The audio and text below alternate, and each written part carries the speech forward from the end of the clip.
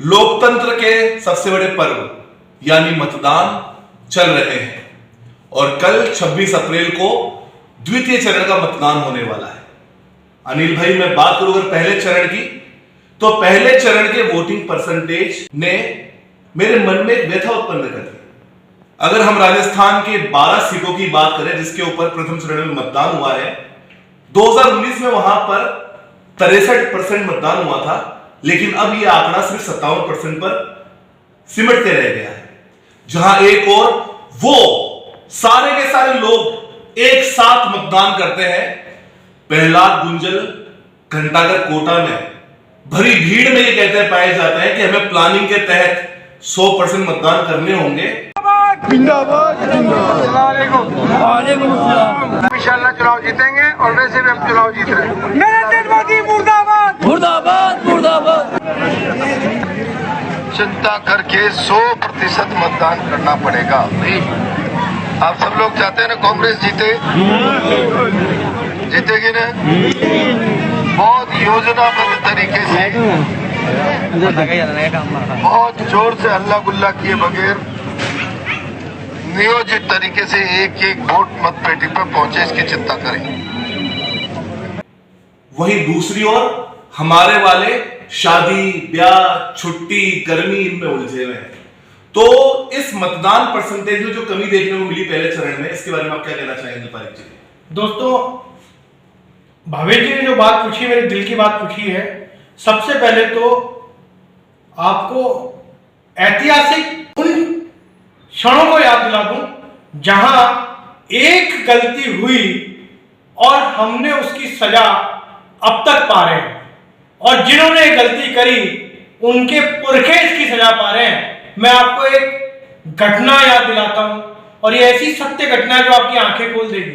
बात 1946 की है, जब भारत के विभाजन की बात हो रही थी, और पंजाब के अंदर एक जिला है जिसका नाम है सियालकोट।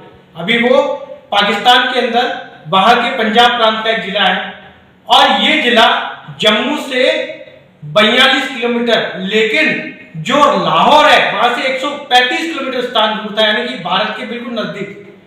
और जिस समय भारत पाकिस्तान के क्षेत्रों का निर्धारण हो रहा था, उस समय बराबर मांग उठ रही थी कि सियालकोट को पाकिस्तान, जो बनने वाला पाकिस्तान, उसमें शामिल कर दिया जाए। तो असम के एक अच्छे बड़े कांग्रेसी नेता गोपीनाथ बरदोलोई ने ये प्रस्ताव रखा कि नहीं, सियालकोट हिंदू बाहुल्य क्षेत्र है, इसलिए उसको हिंदुस्तान में रखना जरूरी है, हिंदुस्तान में रखा जाना चाहिए।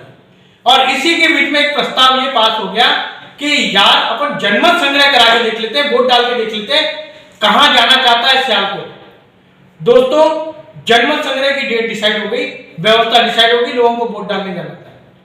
और जिस दिन वोट डालने जाना था उस दिन एक पूरा संप्रदाय लाइन लगा के सुबह उठने से लेकर वोट डालने के लिए तैयार खड़ा था, और जो हिंदू सोया हुआ था, अपने काम से फ्री हुआ, अपने खाने पीने से फ्री हुआ, घूमने से फ्री हुआ, वोट डालने पहुंचा तो देखता लंबी लंबी लाइनें लगी हुई। उस समय ऐसी इतने सारे वोटिंग केंद्र नहीं हुआ करते थे, तो इतनी लंबी लाइन देख करके आधे हिंदुओं ने तो वोट डालने का ख्याल ही छोड़ दिया। उन्होंने कहा कौन इस भीड़ में लगेगा, कौन इस गर्मी में तपेगा। और जो हिम्मत करके लाइन में खड़े हो गए, उन्होंने भी थोड़ी देर में, जब नंबर उनका आने वाला था ही, हिम्मत तोड़ दी और वोटिंग से बाहर आ गए। उसका रिजल्ट क्या निकला, रिजल्ट सुनकर के आपकी आंखें खुल जाएगी और आप ऐसी गलती दोहराने का प्रयास भी नहीं करो। 55,000 मतों से यह प्रस्ताव ये पारित हुआ कि सियालकोट को पाकिस्तान में शामिल कर दिया। जब डायरेक्ट एक्शन का डे आया, जब जिन्ना ने आह्वान किया कि हिंदुस्तान और पाकिस्तान का बंटवारा नहीं करते हो तो हम डायरेक्ट एक्शन डे करेंगे, उस दिन जो सोए हुए हिंदू थे ना, उनको पूरी तरह सुला दिया गया। जो मौज मस्ती में हिंदू थे उनको पूरा ही अपने अंजाम तक पहुंचा दिया गया। दोस्तों, आपकी आंखें इसको सोच के खुलेगी, वो जो जिला जहां पे 55,000 वोटों से हिंदू हारा, वहां पे 1 लाख हिंदू वोट नहीं डाल पाया था, और वहां की हिंदुओं की जनसंख्या 1941 की जनसंख्या के अनुसार, जनगणना के अनुसार 2,31,000 थी। और आपको जान के आश्चर्य होगा, जब 1951 की जब जनसंख्या हुई तब वहां केवल हिंदू 10,000 रह गया, और 2017 की पाकिस्तान की जनगणना के अनुसार वहां केवल 500 हिंदू थे। जब हम 2024 में बात कर रहे हैं, हो सकता है 500 हिंदू भी ना रहे, उनका भी वजूद मिट जाए। दोस्तों, सियालकोट ऐसी जगह है जो पाकिस्तान के लिए इकोनॉमी इंपोर्टर का गढ़ है, क्योंकि वो उनका मैन्युफैक्चरिंग हब है। वहाँ मेडिकल सर्जिकल आइटम, इनकी इक्विपमेंट की बहुत अच्छी मैन्युफैक्चरिंग होती है। दोस्तों, अगर ऐसा होता, हिंदुस्तान का ये हिस्सा होता, तो आज भारत की इकोनॉमी के लिए कितनी सहायता करता। और वो जो हिंदू जो 2,31,000 थे, वो खत्म ना हुए होते, उल्टे बढ़ते, फलते, फूलते और वहां की समृद्धि को आगे बढ़ाते। लेकिन केवल हमारा सोया हुआ हिंदू, उसका आलस, उसका नींद में रहना, उसका मस्ती में रहना, उसका छुट्टियां मनाना, उसका पार्टी मनाना, उसका खाना पीना, सोना, और सबसे लास्ट काम अगर समय मिल गया तो वोट डालना, उसकी वजह से वहां की पूरी हिंदू जनसंख्या खत्म हो गई। क्या दोबारा ऐसा चाहते हो? अगर दोबारा ऐसा चाहते हो तो बिल्कुल मौज मस्ती में रहना, कान में रुई डाल करके सो जाना। लेकिन अगर ऐसा नहीं जानते हो, ऐसा नहीं चाहते हो, तो सबसे पहले खड़े होकर के वोट डालना, और वोट डालने के बाद ही दूसरे काम करना। और जो प्रहलाद गुंजल जैसे नेता है ना, उनके बारे में बोलना चाहता हूँ।